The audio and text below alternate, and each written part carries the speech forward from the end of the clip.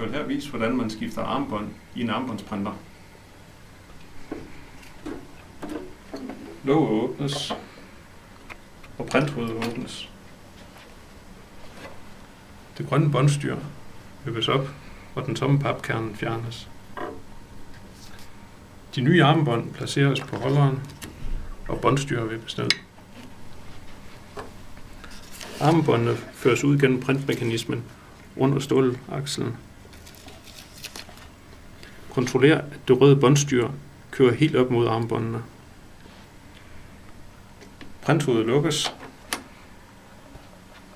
og printeren er klar til at printe.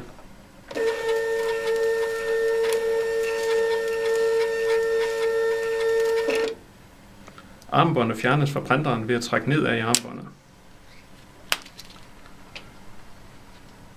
Armbåndet fjernes fra lineren, og dækpapir over klæberen fjernes. Armbåndet er nu klar til at blive påsat patientens håndled. Det overskydende armbånd klippes af.